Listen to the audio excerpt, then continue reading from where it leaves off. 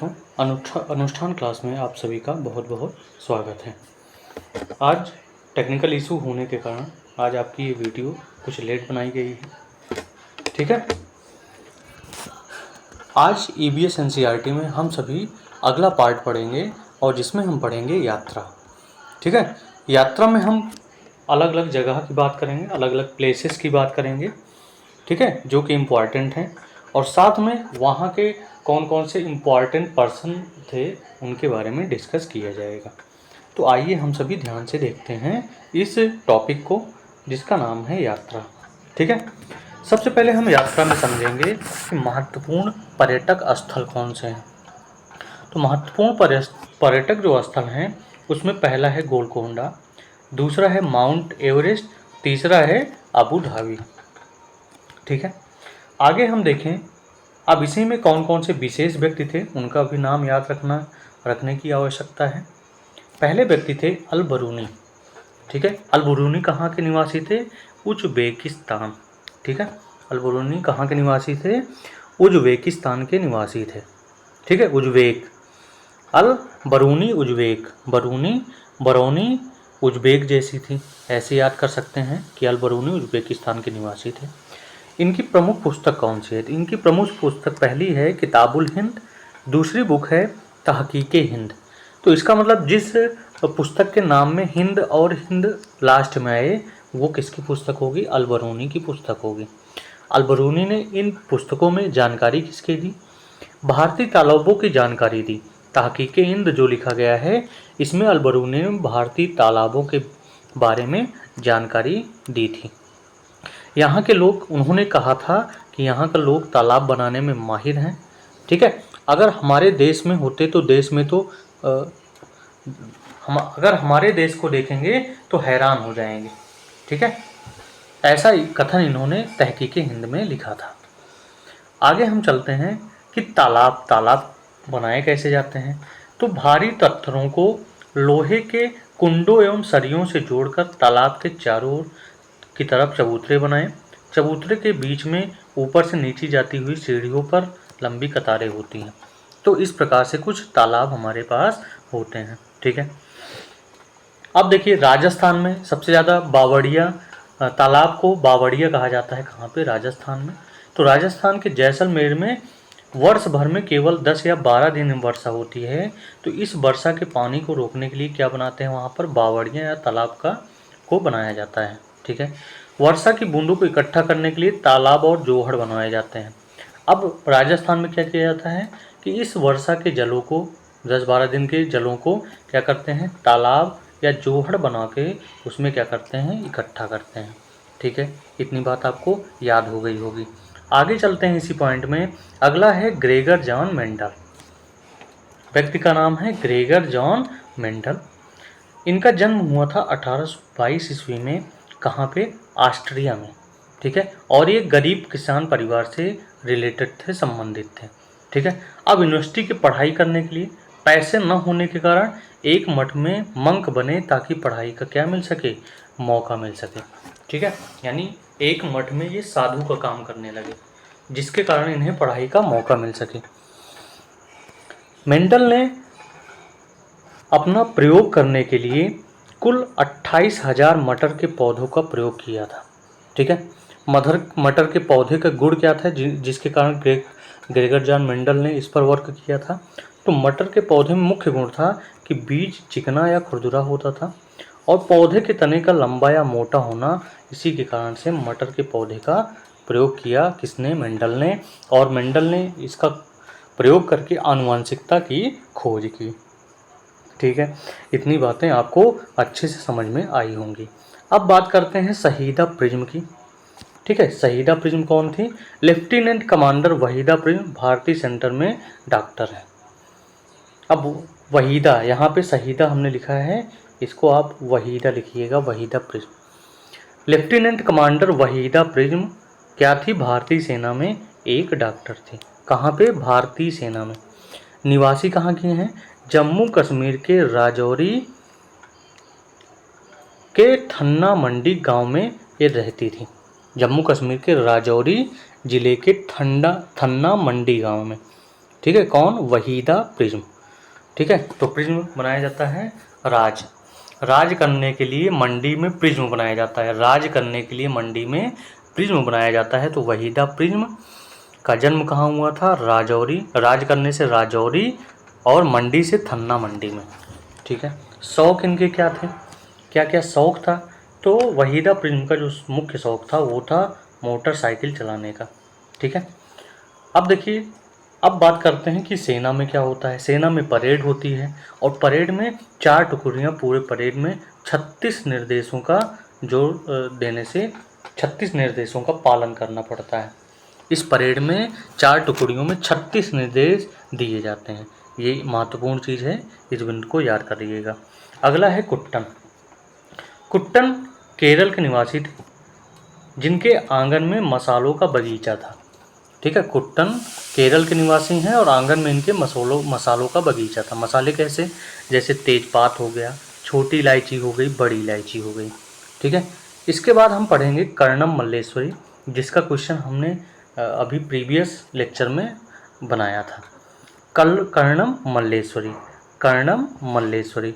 और कर्णम मल्लेश्वरी को कुल मिलाकर 29 मेडल मिला है भारत के बाहर।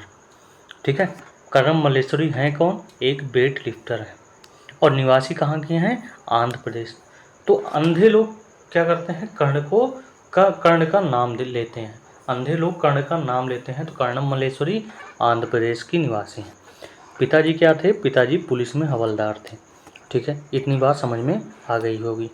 अब कर्णम मल्लेश्वरी की विशेषता क्या थी कि ये 12 वर्ष की उम्र से ही वजन उठाने का काम करने लगी। ठीक है, और ये एक बार में 130 किलोग्राम तक वजन उठाती थी। कितने किलोग्राम? 130 किलोग्राम, 1 क्विंटल से ज़्यादा। ठीक है, 1 क्विंटल और 30 ग्राम तक ये क्या करती थी? वजन को उठाती थी, 130 किलोग्राम तक। कौन? कर्णम मल्लेश्वरी। आगे हम बात करेंगे ब्रेन लिप की, बात करेंगे ब्रेल लिप। ठीक है, ब्रेल लिप में जिन्होंने खोज की थी लुई ब्रेल ने। ठीक है, और निवासी कहाँ के थे? फ्रांस के थे। अब लुई ब्रेल का जन्म कब हुआ था? 4 जनवरी 1809 ईस्वी में, इसीलिए 4 जनवरी को ब्रेल लिप दिवस मनाया जाता है। ठीक है, लुई ब्रेल 4 जनवरी 1809 ईस्वी को क्या हुए थे? इनका जन्म हुआ था। ठीक है, और इन्होंने ही ब्रेल लिप की खोज की थी। एक दिन पिता के औजारों से खेल रहे थे। कौन? Louis Braille. अचानक नुकीले औजार से आंखों में इनके चोट लग गई और आंखें खराब हो गई। अब उसने हार नहीं मानी, उसने छूकर पढ़ने का तरीका खोज निकाला। ब्रेल लिप जो है छूकर पढ़ने का एक तरीका है। ठीक है, और 3 साल की उम्र में ही इनकी आंखें चली गई थी। तो ये चीज़ें याद करने की बातें हैं। ठीक है, अब समझते हैं ब्रेल लिप क्या है। तो ब्रेल लिप में मोटे कागज पर उभरे हुए बिंदु होते हैं। कैसे बिंदु होते हैं? मोटे कागज पर उभरे हुए बिंदु, और लिप में कुल 6 बिंदु होते हैं। ब्रेल लिप की जानकारी देते समय बच्चों को वास्तविक ब्रेल शीट दिखाना पड़ता है। ठीक है, ब्रेल लिप की जानकारी के लिए जो वास्तविक बनाया गया है ब्रेल शीट, उसको दिखाया जाता है। अंधे लोग किताबें पढ़ने के लिए ब्रेल लिप का ही प्रयोग करते हैं। जितने भी अंधे लोग हों जो देख नहीं पाते हैं, ब्रेल लिप का प्रयोग करते हैं। आप जानते हैं लुई ब्रेल का जन्म 4 जनवरी 1809 ईस्वी को हुआ, इसलिए ब्रेल लिप दिवस मनाया जाता है हमेशा 4 जनवरी को। ब्रेल लिप का आविष्कार कब किया गया? ब्रेल लिप का आविष्कार किया गया 1824 ईस्वी में। ठीक है, इतनी बातें आपको याद होनी चाहिए। 18 और 24 ने मिलाकर रचा गया ब्रेल लिपि को। अब बात करते हैं महत्वपूर्ण यात्राएं, और महत्वपूर्ण यात्राओं में हम बात करेंगे पहला अबू धाबी। अबू धाबी क्या है? संयुक्त अरब अमीरात की राजधानी, जिसे यूएई बोला जाता है। ठीक है, यूनाइटेड अरब अमीरात। संयुक्त अरब अमीरात की राजधानी क्या है? Abu Dhabi. अबू धाबी जो है एक रेगिस्तान देश है। ठीक है, यहाँ पर चारों तरफ रेत ही रेत दिखाई देता है। अगर रेत है तो यहाँ पे इसका मतलब गर्मी बहुत अधिक है, इसका मतलब तापमान अधिक होगा। ठीक है, अबू धाबी की मुद्रा क्या है, या संयुक्त अरब अमीरात की मुद्रा क्या है? तो दिरहम इसकी मुद्रा है।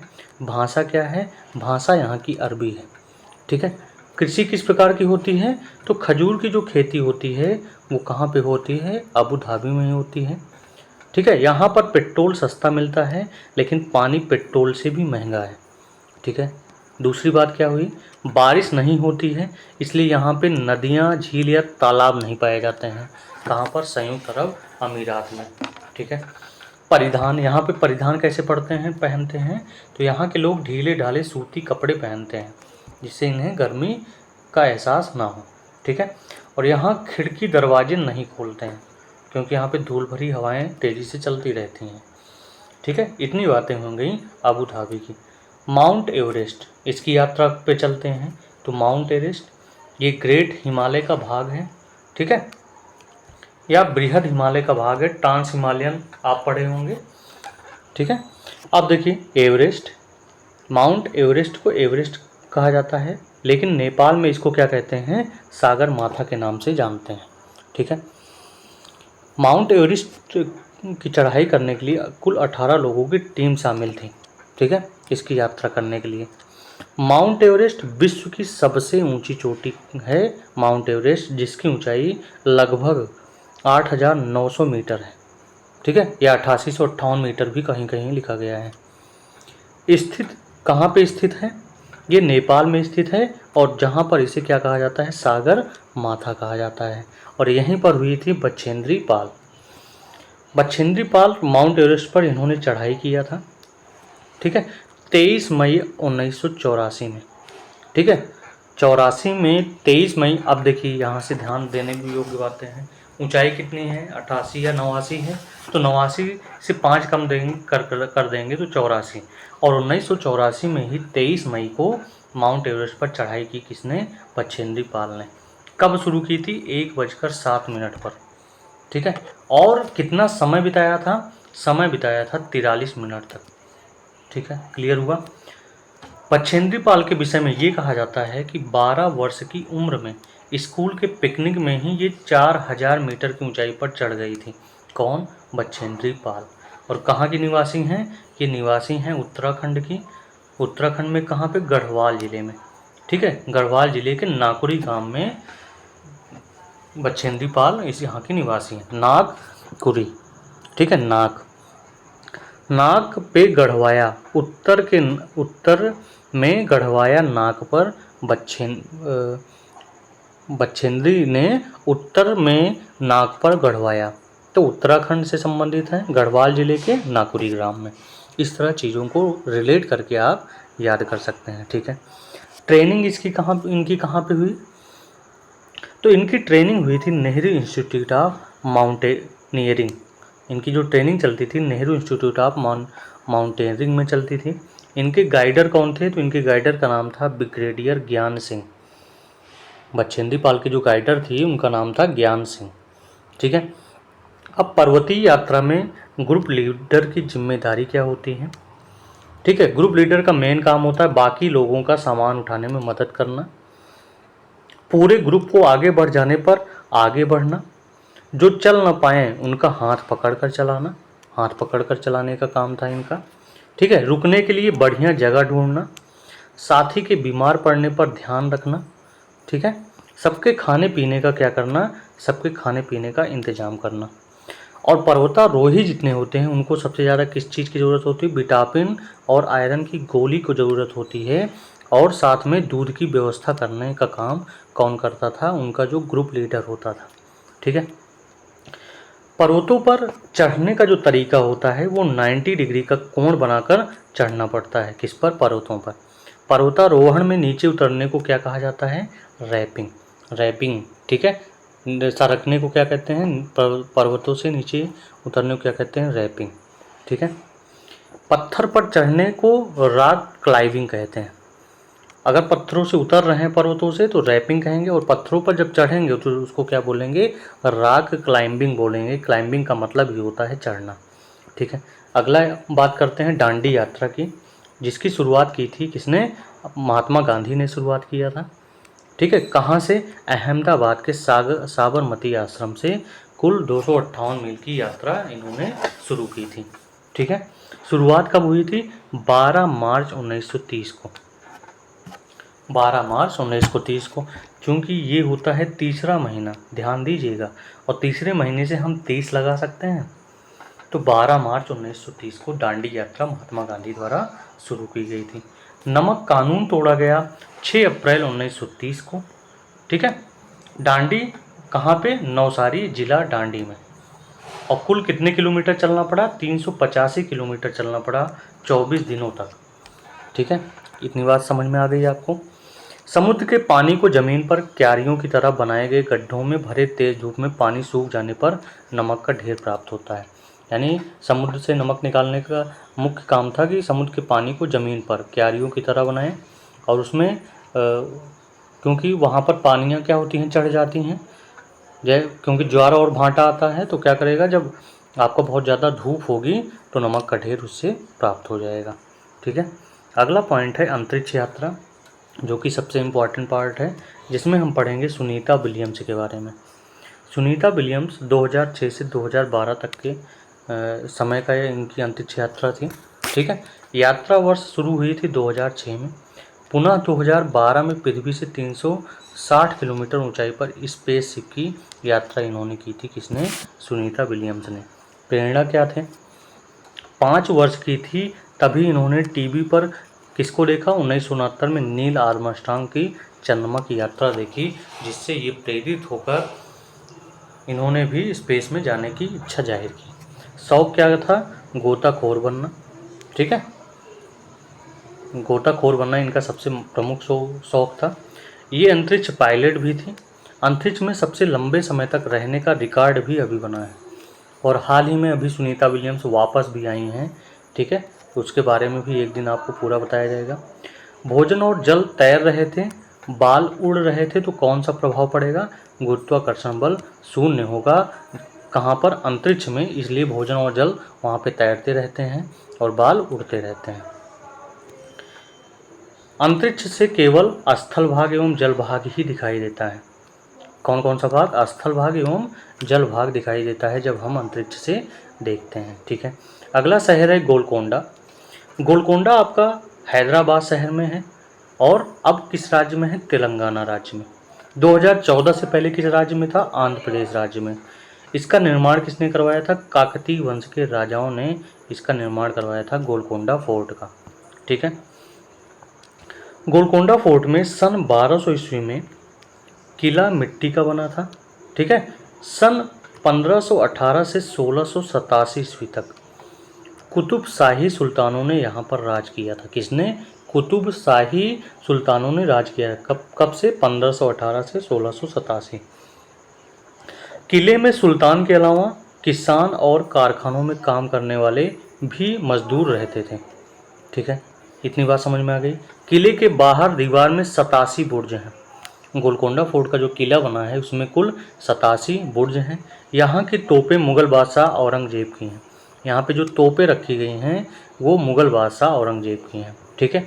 किले की तोप किस चीज़ की बनी थी? कांसा धातु की बनी थी, जिसमें टिन, कॉपर और टिन मिला होता था। ठीक है। कांसा मिश्र धातु की क्या बनी थी? किले की तोप। कुतुब शाही सुल्तान अब्दुल हसन गाना और कुचिपुड़ी नृत्य के शौकीन थे। कौन? कुतुब शाही सुल्तान अब्दुल हसन, जो वहाँ पे राजा था, वो गाना और कुचिपुड़ी नृत्य का बहुत बड़ा शौकीन था। ठीक है। और कुचिपुड़ी नृत्य भी कहाँ की है? आंध्र प्रदेश, क्योंकि पहले हैदराबाद आंध्र प्रदेश में था। हैदराबाद के म्यूजियम में, वहाँ म्यूजियम भी है। ठीक है। वहाँ बर्तन, औजार और जेवर और हथियार रखे हुए हैं पुराने राजाओं के। ठीक है। अब बात करते हैं यात्रा में रेल के बारे में, रेल टिकट के बारे में। ठीक है। आरक्षित रेल टिकट, जिसे रेल विंडो कहते हैं, आरक्षित रेल टिकट को क्या कहते हैं? रेल विंडो कहा जाता है। ठीक है। अब रेल टिकट पर क्या क्या सूचनाएं दी जाती हैं? तो रेल टिकट पर यात्री की आयु, ठीक है, उसके लिंग के बारे में, मेल है या फीमेल है, ट्रेन का नाम दिया होता है, गाड़ी संख्या दी गई होती है, कोच संख्या, आप किस कोच में बैठे हैं, सीट संख्या और श्रेणी संख्या दी गई होती है। ठीक है। और साथ में आपका सबसे इम्पोर्टेंट दिया गया होता है पीएनआर नंबर दिया गया होता है। ठीक है। यात्रा का स्थान और गंतव्य स्थल दोनों उस पर लिखे होते थे। कुल दूरी लिखी होती थी, उस कुल दूरी के हिसाब से कुल किराया लिखा होता था। रियायत दर लिखा होता था, कितनी किराए पर रियायत दी गई है। यात्रा का समय और गंतव्य स्थल पर पहुंचने का समय लिखा होता था। ठीक है। यात्रा की तिथि भी लिखी होती थी, यात्री का नाम भी उस पर लिखा होता था। ठीक है, इतनी बातें थी रेल टिकट के बारे में। अब समय सारणी, स्टेशन पर पहुंचने का समय एवं छूटने का समय निर्धारित रहता था। स्टेशन पर आगमन की तिथि, कुल दूरी, कुल किराया, ये सारी चीज़ें उस पर लिखी रहती थी। ठीक है। केरल, केरल के बच्चे स्कूल जाने के लिए किसका प्रयोग करते हैं? बल्लम की। इस बात की चर्चा कर चुके हैं हम पहले, तो यहाँ पे इस बात की चर्चा हम दोबारा नहीं करेंगे। ठीक है। इस तरह से आपका जो ये वाला सेशन था, यात्रा वाला सेशन था, वो यहीं पर क्या होता है, यहीं पर कंप्लीट होता है। ठीक है। नेक्स्ट समय में हम इसके नेक्स्ट पार्ट के बारे में बात करेंगे। तब तक आप यात्रा का चैनल अच्छे से, यात्रा का जो लेक्चर है उसको अच्छे से तैयार कीजिए। साथ में लाइक, सब्सक्राइब करना और कमेंट करना ना भूलें।